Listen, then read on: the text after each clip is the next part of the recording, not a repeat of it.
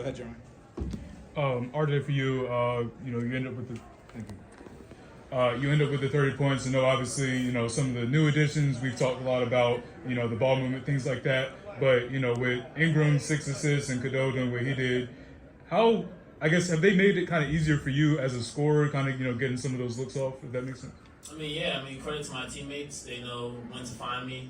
And I think the great thing about this team is we're all unselfish. We look to get good to great shots, and we always look to find a hot hand. And today it was me, and the next game might be someone else. And I think that's what shows how dynamic we are. Credit to Seth for stepping up.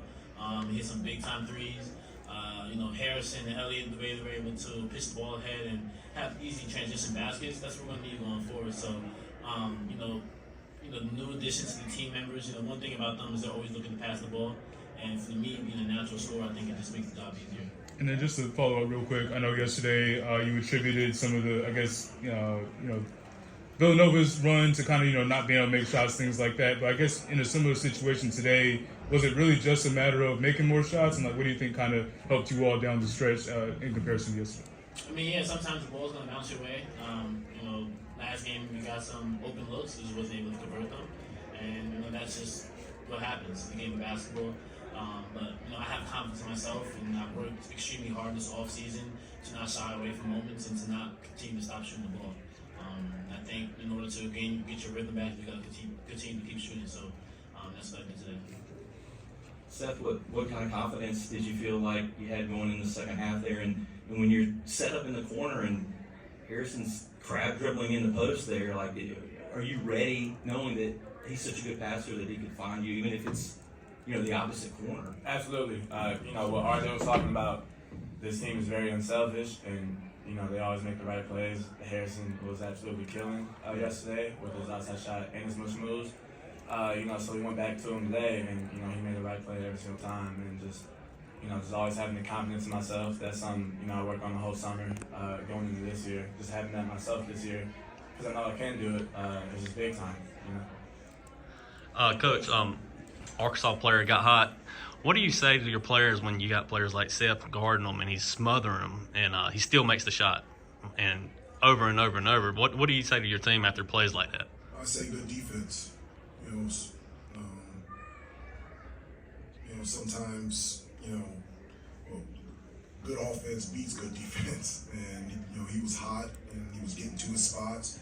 He's a terrific mid-range jump shooter. He's got size and quickness and athleticism.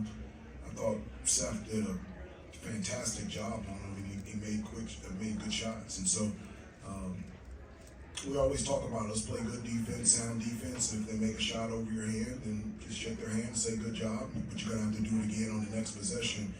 And I think that's what Seth and the rest of the team did. We just continued to force them into tough shots, and we were able to get rebounds and make them miss down the stretch. Hubert, what did you learn about your guys, especially in the second half and just over the past 3 days?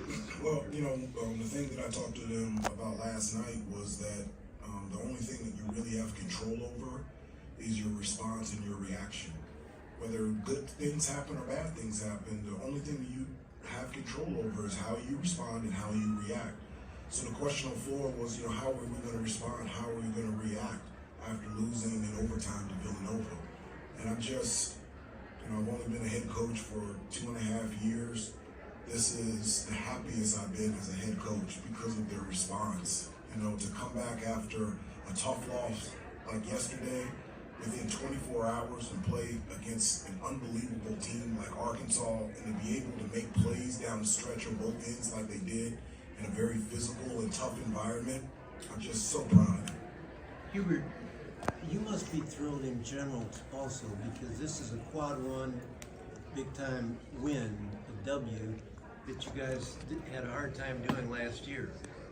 This is like the biggest win in a year and a half for you, isn't it? It's a huge win. Well, it's a big win because it was today's game. We're only 6 games into the season, and we just want to continue to grow and get better as a team. We didn't want to come away 1-2 from this tournament, and that's something over the last couple of years that has happened to us. And so then that's why I challenge them in terms of their response to bounce back in those type of situations. And as I said before, I'm just so happy right now. Thanks. Harrison did our radio. That's what he's coming in now. Hubert, at halftime, was it calm in there for No. you, or what was? Nope, not at all. No, I was. All of us was straightforward and direct.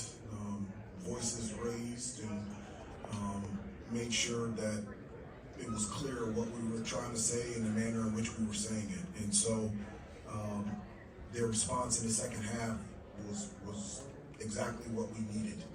And when you have big time players like RJ and Seth and Harrison, to be able to step up and make plays when I didn't want to take them out, I'm just really proud of them. Hubert, obviously, sometimes guys just have it going. Dixon had it going yesterday. Mark had it going today. I guess when a guy's in rhythm like that, is there a thought to maybe, throw more, double teams at him in the backcourt and anything like that, just to kind of, shake up the rhythm a little bit? Yeah, we did. We had a couple traps that we talked about that we wanted to get the ball out of his hands, and we could never get the traps because their DHOs and their action was so fast that we couldn't get into it. And so we had talked about it a lot during the second half, trying to break up his rhythm and try to get the ball out of his hands. From an offensive standpoint, he's, as a lefty, he's really good going to his right.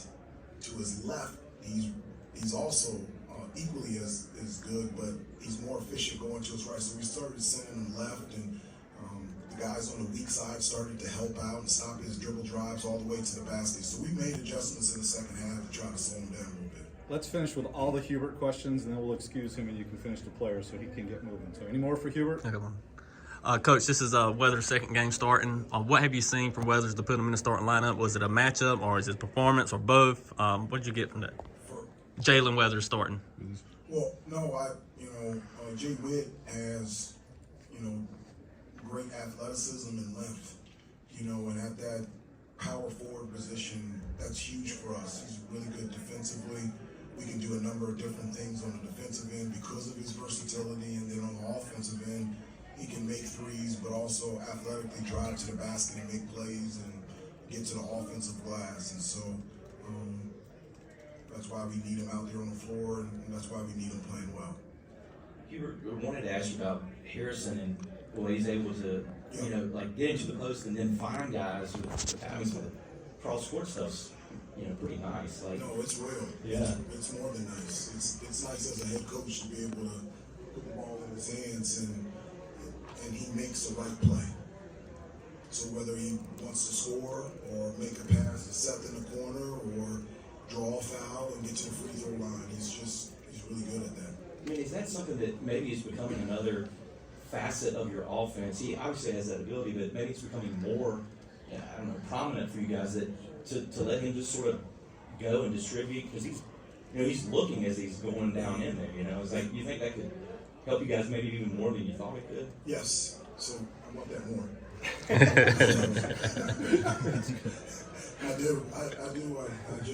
I trust his decision making, and for Harrison, a guy of that size, to be able to do that, he can.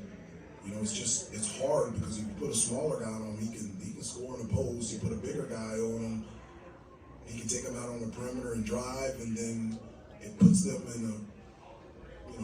You have to make a decision. You want to double or you want to let him score, and so. He made great decisions tonight, and that's something that we will continue to do the remainder of the year. One more for Coach, or two more for Hubert, Coach. can I- Yeah, Hubert, if you've had a chance to kind of learn a little bit more, what's the timetable for Cormac Ryan as you guys head on? I don't know. He tried to play today, and he just didn't feel like he could cut the way that, he didn't feel like he could cut, and, Cormac is, he plays at level 10 all the time, and he was very emotional and upset before the game because in his mind, his decision was already made. I'm going to play. And for him not to be able to do that was very upsetting to him. But his leadership on the bench, he was real. He was another coach.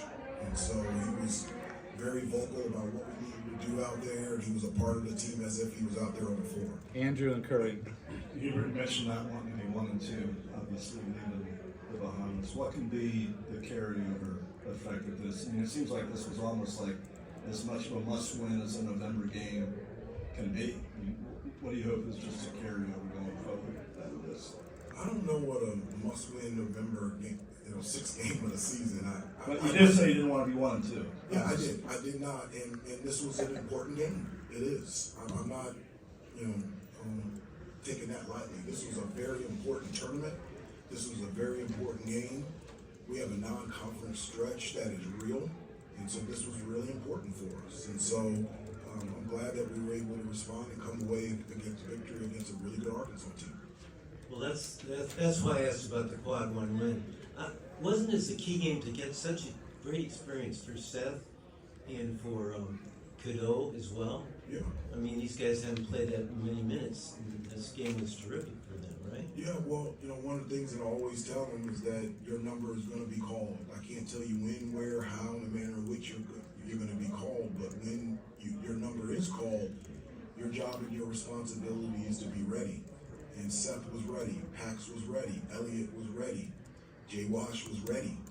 That's a sign of a really good, healthy team that when your number is called, you can come out there and perform. And Seth was really awesome tonight. Coach Davis, thank you. If you'll direct your questions for the players. And we're going to try and get them moving because the whole team's waiting on them to find out travel plans and everything. So make your questions kind of quick, please. Let's go. RJ, Coach Musselman said he looked at tape of you and he told his team that you were a star. And Versatility, they still couldn't stop you. Was this really a game for you that you thought about beforehand and I can take over? I mean, I know I always have that capability of doing that. I just knew I had to step up today. Credit to Arkansas, they're a great team. And to the head coach, I appreciate that comment. But I always have the ultimate confidence in myself to step up in big time games, and that's what I've practiced mentally and physically this offseason. I know this was a big year for me going into my senior year. I wanted to have a great one, and I just stepped up and did what my teammates needed me to do. And I know sometimes it's not always going to be me, and I'm fine with that because I know the type of players that we have, and I know that Harrison, Seth, and the rest of the guys, they're going to lean on me and reflect me towards as a leader. I've been in tough situations, I've been in good and bad games, so I experienced it all. RJ, you got the second foul there with 5 minutes and change in the first half. You had to go sit. How frustrating was that to have to take, you're going to sit the rest of the half pretty much. And then what do you think in the second half, maybe, was there a moment or a shot or something that really got you going from sort of good to great? I think it was 21 points in the second half. Was there something that sort of lit the fuse? I mean, it was definitely frustrating just to know that you can be on that floor in the first half and then help your teammates out in any way possible.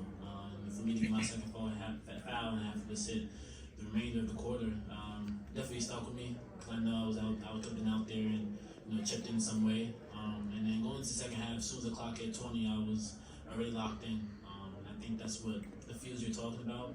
I was ready to have a big second half and come out with a win. I kept telling myself whatever it takes, that's what I'm gonna do. And going into the second half mentally, that's what I was for. Questions for Seth and Harrison? Yeah, this one for Seth. Obviously, Cadeau made that first start today. Obviously, it's been used a lot over the course of really this season. Just kind of what you make of his first start today, and just kind of how he's coming along in his first year.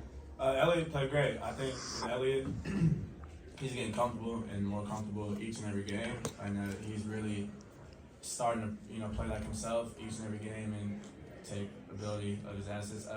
I think he played great today. Didn't score much, but he created opportunities for teammates. He really pushed the ball in transition. He was following our offense, you guys going in general. So, kudos to him. I think this is really good for him. And like I said, he's getting better and better each game. So I'm excited for him. Seth, before the season, you talked about the off-season workout with you and Lebo, working on your jump shot. How has the conversation between you and him been this weekend, particularly after this game, if any? Really hasn't been much conversation between me and Lebo. That's my guy. We worked all summer, like I told you. But he expects me to make the right play, to do the right things every game, every practice, and day in, day out. And this was, I think, really nothing new for him. All right, Seth, you come with me. RJ, you come with me. Stay with Harrison. Finish with Harrison. Go ahead. I just Hello, Harrison. how you doing? All right, so I don't know whether to zoom in on you with the video. It's a fire drill. Okay, so the post ups. Okay, is there, I don't know, a checklist when you're getting yourself in there closer and closer? Are you looking to pass first? Is it just depend on the situation? Like, what is sort of your game plan with those? And obviously, passes out of the post, I feel like just stretch the defense even more. Of course, you can just score if you want to. But like, what's the sort of attack plan for you in that situation? For me, it kind of depends on the game. I mean, last game against Villanova, we knew they were a little bit bigger team, so we didn't post up as much.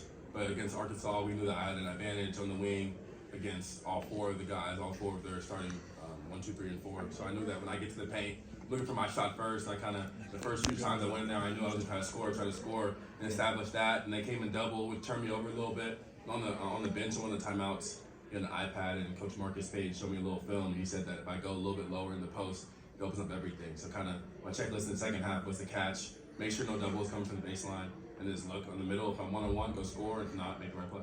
It's like quarterback in football, right? With the iPad during Yes, sir. Was there a big difference between Nova and Arkansas when you're going into the post?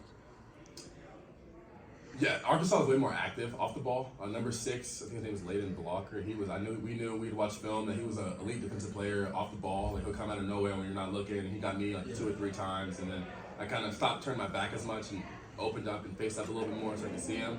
But definitely the difference was Villanova posted up more, and Arkansas was more a running gun type of style. Harrison, those first few games of the season, I guess you were more so in the starting lineup, more so like kind of the small ball 4. Started at the 3 last couple games. I imagine you don't mind where you play, but how different do you kind of see your impact when you're in at that 3 and that wing position versus when you're more so at that 4? I think at the end of the day, I'm still playing my game and be versatile and kind of score however I need to score. Come at the 3. If we're playing a team that packs it in, I can shoot the 3. I didn't shoot well from 3 today. I think I was 0 for 2. And I just know that no matter what happens, I'm gonna play my game. And Coach Davis has the utmost confidence in me. I really mean this. I've never had this much confidence in my game since I've been here. I work out one-on-one with Marcus every day before practice. So I feel my game is sharp, my skills are sharp, and I'm ready. Harrison, I asked Coach just whether he was calm at halftime, or kind of what it was. And he cut me off and said, no, he was not. And I know obviously you're new here still. Is that the most fired up you've seen him since you've been here? And what was his message to you all? Definitely. Yesterday too at halftime, it was pretty similar because we were down and we were up. It was a close game, and we kept giving away leads. I feel like we'll go up 9, and then we'll kind of have a few dumb turnovers. But he was just, he was just yelling. I don't know what he was saying, but he was yelling. Today? Yes, sir. He was just yelling, hitting things. Like, I don't know. It was great. That's what I came here for. to get yelled at. Strategy involved. There were no cuss words, I'm sure. No curse words. I haven't heard him curse yet. He doesn't. Harrison, I guess from your perspective, what was it? How different was it not having Cormac out there? I mean, obviously Cadeau gets in the starting lineup, and you guys you end up winning the game. But just how different was it not having Cormac up there? I mean, definitely he's a great player. He's a leader. He's been around for a while. He's a veteran player. He's been in the ACC. He's been in big games. He was the man on this team at Notre Dame, and then he came here. We all kind of decided to team up, and having him on the floor it's easy. I mean, he's a great shooter, gets off quick. He's a leader. He can get to the rack. But we knew that we have 10 or 11 deep guys who can all play, all step up. And Coach always says, as he said, like when your number is called, you got to be ready. And today, Seth's number was called, Jaywood's number was called, Elliott's number was called, and they showed up. Last one, Adam. You were saying the confidence that you have.